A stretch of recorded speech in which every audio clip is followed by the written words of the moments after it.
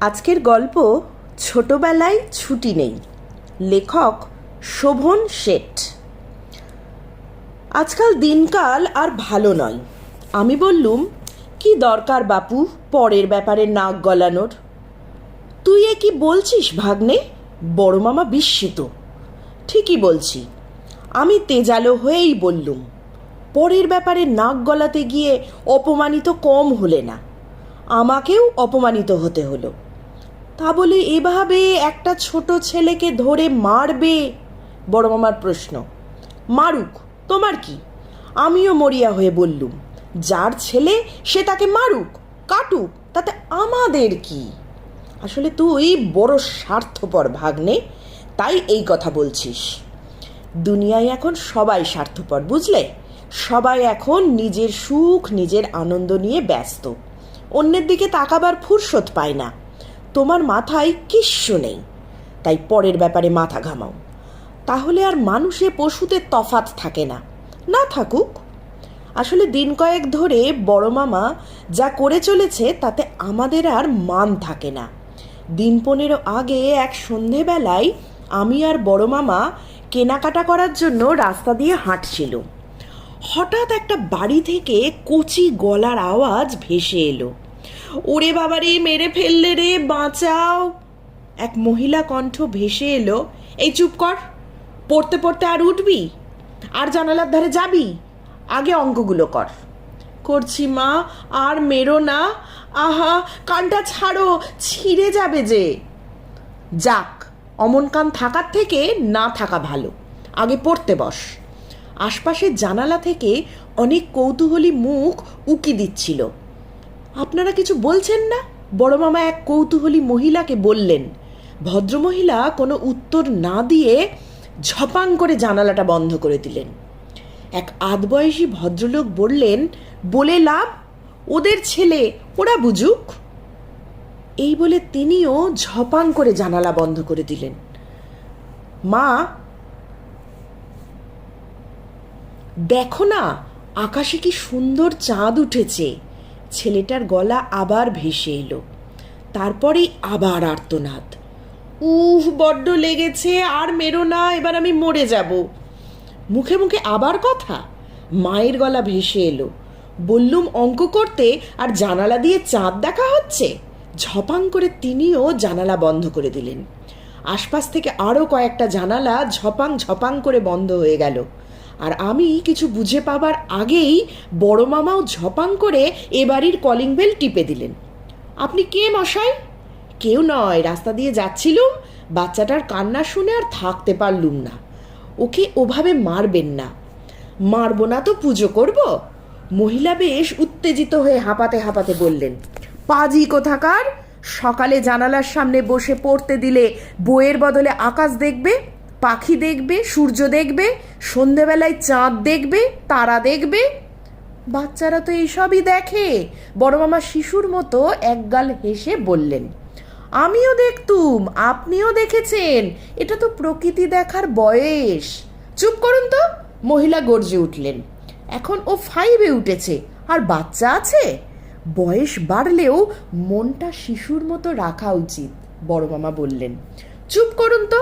বড় মামাকে চুপ করিয়ে দিয়ে ভদ্রমহিলা বললেন, ওর বুদ্ধি জানেন? একদিন দেখি কি বাংলা বইয়ের নিচে একটা গল্পের বই। আমি চোখের আড়াল হলেই গল্পের বই পড়ে, বন্ধুদের কাছ থেকে নিয়ে আসে। তারা তো ওকে খারাপ করতেই চায়। আহা, পড়তে দিন। গল্পের বই পড়লে মনটা অনেক বড় হয়।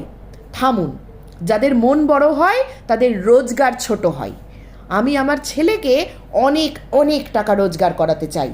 বেশি টাকা রোজগার করলে সুখ হয়, শান্তি হয়।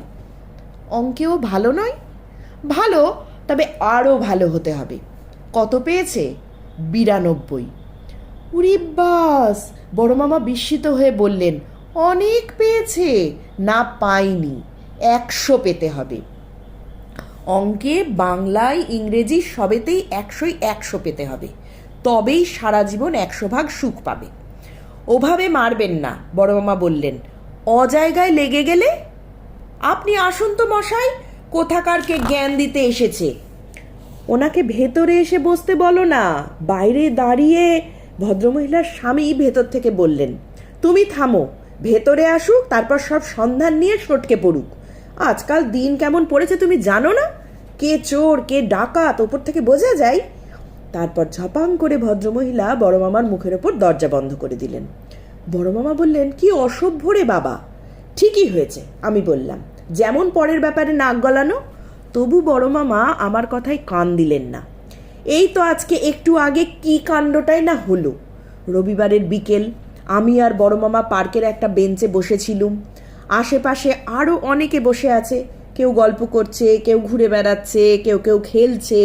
কিছু দূরে দেখি একটা ছেলে একটা বড় রবারের বল নিয়ে নিজে নিজেই খেলছে। বয়স 10-11 বছর।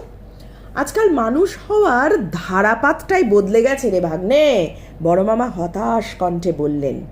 তা যা বলেছ, আমি সাই দিলুম। আজকাল সব ধারারই ধার কমে গেছে, শুধু পাতটারই জৌলুস। আমরা ছোটবেলায় কত খেলেছি, গুলি ডাঙ্গুলি, ঘুড়ি উড়িয়েছি, লাট্টু ঘুরিয়েছি, বাগানে বাগানে আম পেয়ারা পেরে খেয়েছি। আমি বাধা দিলুম, তোমার কথার কোনো মাথা মুন্ডু নেই, বুঝলে? এখন মাঠ আছে, পুকুর আছে, না বাগান আছে? কেবল হাই রাইজ আর হাই রাইজ। মানুষও বদলে গেছে। যদি কোনো বাগান থেকে থাকে, সেই বাগানে ঢুকলে মালিক গান নিয়ে তেড়ে আসবে।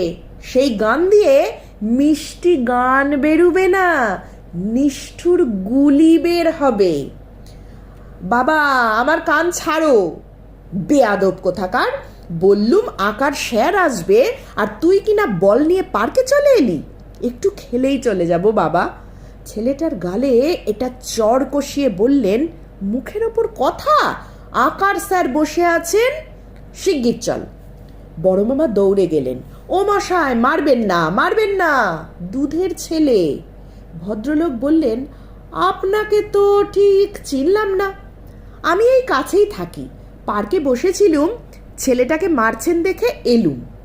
আহা, বেচারা খেলুক। থামুন মশাই, কত সময় নষ্ট হচ্ছে জানেন? 1 ঘন্টা আঁকা শেখার পর আবার গানের মাস্টার আসবে, তারপর কাল স্কুলের পড়া নিয়ে বসতে হবে, খেয়ে দিয়ে আবার কোচিনের পড়া। রবিবারেও কোনো ছুটি নেই? না, নেই। ছোটবেলায় কোনো রবিবার থাকতে নেই। খেলাধুলা করলে শরীর মন ভালো থাকে, শরীরে এনার্জি আসে। আপনি বড় আহাম্মক তো। আপনার এইরকম বুদ্ধি বলে এই বয়সে ইন্ডিয়ায় পড়ে আছেন, না হলে আমেরিকা, প্যারিস, লন্ডনে থাকতেন, পার্কে বসে হাওয়া খেতেন না। আমি আমার ছেলেকে আপনার মতো করতে চাই না। বড় মামা একগাল হেসে বললেন, আমি মাকে ভালোবাসি। আমেরিকা, প্যারিস, লন্ডনে থাকলে বুড়ো মাকে ভুলে যেতুম। আপনার লাইফ হেল হয়ে গেছে, তাই আপনার ছেলের জীবনটাকেও দফা রফা করতে চাইছেন। আপনি আঁকা জানেন, গান জানেন? বড় মামা বেশ উত্তেজিত।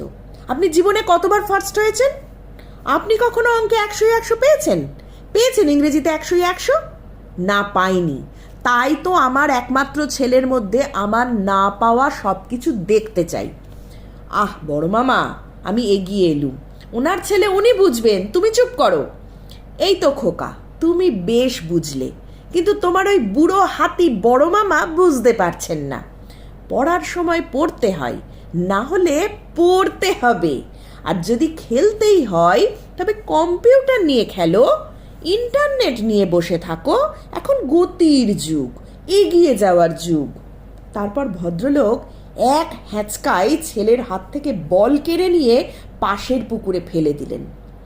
ছেলেটা হাউমাউ করে কেঁদে বললে, বাবা, আমি টিফিনের পয়সা বাঁচিয়ে বলটা কিনেছি। ভদ্রলোক হিড়হিড় করে টানতে টানতে ছেলেকে নিয়ে চললেন। পুকুরের জলে রবারের বলটা ভাসতে ভাসতে এগিয়ে যাচ্ছে। ছেলেটা চোখের জলে ভাসতে ভাসতে বাবার হাত ধরে এগিয়ে যাচ্ছে। ধন্যবাদ।